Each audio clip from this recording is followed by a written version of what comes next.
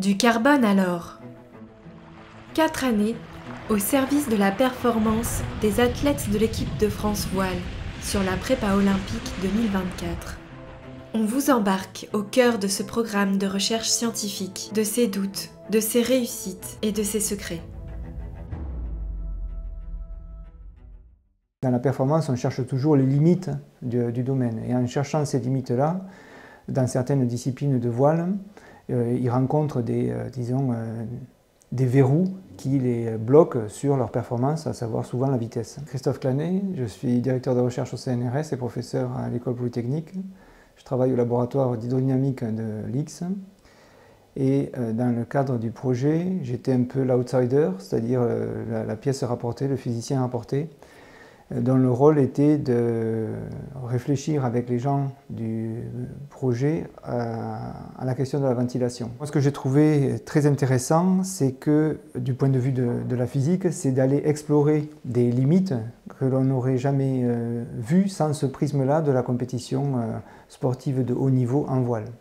Et donc une de ces limites sur les disciplines, disons, volantes, c'est-à-dire non archimédiennes, donc que ce soit le NACRA, que ce soit le IQ foil ou que ce soit le kite foil, une des limites, c'est la ventilation. Alors cette limite est pas très dommageable pour les IQ et pour les NACRA, mais elle est très dommageable pour les kites parce que si jamais on a des ventilations sévères, il y a plusieurs types de ventilation, mais une ventilation sévère amène la chute ou le toucher, et là c'est la perte de la manche, quoi. Pour un physicien, travailler sur le sport élite et puis sur la voile de compétition en particulier, c'est une façon d'aller explorer des territoires aux confins de la stabilité où il se passe des choses surprenantes. Ce qui est surprenant, c'est le fait qu'on a un phénomène que l'on regroupe sous un mot unique, ventilation, mais qui va prendre des formes multiples. Par exemple, quand on discute avec les kiteurs, une des choses qui vient assez rapidement, c'est qu'on ventile plus sur un même plan d'eau, on ventile plus l'hiver que l'été. Après la pluie, c'est un enfer. Il y a des plans d'eau qui ventilent, d'autres qui ne ventilent pas. Des fois, il y a du clapot, ça ne ventile pas. Des fois, il n'y a pas de clapot, c'est tout plat, ça ventile. C'est une sorte de puzzle, donc on va mener une enquête où on va essayer de reconstruire une image d'un phénomène que l'on regroupe sous un seul mot et qui a des multiples facettes.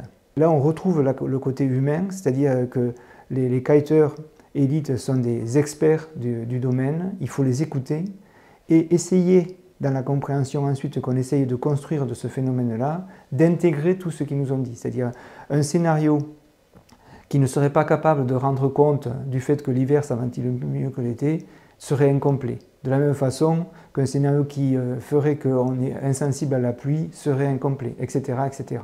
C'est-à-dire l'objectif, ce n'est pas tellement de construire un modèle, l'objectif c'est d'utiliser ce modèle pour optimiser, c'est-à-dire contourner le verrou de cette ventilation. C'est-à-dire qu'est-ce qu'on va pouvoir faire pour soit la retarder, soit la supprimer. Dans le cadre du projet du carbone à l'or, ce qui a été décidé assez tôt, c'est que pour traiter la ventilation, il y avait un côté académique qui consistait à tracter, disons, des mâts avec des ailes dans un canal, sans houle, à vitesse constante, etc. Donc ça, c'est pour, disons, remplir une partie, construire un VPP, etc. Et puis, en parallèle de cette expérience académique, il a été décidé d'instrumenter un Zodiac sur lequel on pourrait mettre des mâts et puis aller en mer avec des vitesses qui seraient les mêmes que celles utilisées par les kiteurs, avec des incidences d'ailes qui seraient les mêmes que les kiteurs, avec des conditions de mer après la pluie, etc. Bref, de se mettre dans des conditions qui ressemblent ou qui s'approchaient le plus possible des conditions dans lesquelles eux naviguent. Il y a vraiment du gagnant-gagnant à travailler avec des sportifs élites. À la fois, ils nous amènent dans des limites que l'on n'aurait pas, disons, imaginé explorer. Ils nous montrent que ça, il y a un point d'intérêt. Et puis, dans ce cheminement, il y a un grand intérêt à co-construire le dialogue. Et pour co-construire ce dialogue-là, il faut faire attention de se mettre dans des situations expérimentales qui ressemblent à ce que connaissent. Le bateau, le Zodiac, qui a été équipé, qu'on a appelé Big Data, et qui était dédié à l'étude de la ventilation et en particulier à comparer ce qui se passait devant les deux foils qu'utilisent les kiteurs, c'est-à-dire le Levitas et le Shubanga.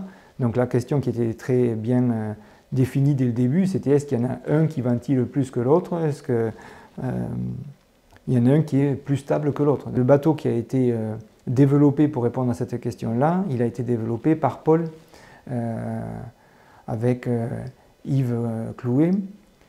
Et donc nous, sans eux, on ne faisait rien. Donc ils ont développé le bateau, ça a pris, je pense, presque 2 ans d'avoir un système, disons, capable de tracter des foils à des vitesses jusqu'à 30 nœuds, avec différents états de mer, et puis, disons, récupérer des traitements pour voir qu'est-ce que c'est qui allait influencer cette ventilation, etc. Donc le dispositif expérimental lui-même est conçu et construit à l'ENV SN. Une fois qu'eux considèrent que le système est fiable, ben c'est là où nous on arrive et où on va équiper ce système-là avec des capteurs et puis on va essayer de reproduire ce qui a été vu sur le terrain et commencer notre enquête scientifique, c'est-à-dire quels sont les paramètres qui semblent influencer cette ventilation, quels sont les paramètres qui semblent la prévenir, essayer de juger de la reproductibilité, etc., etc.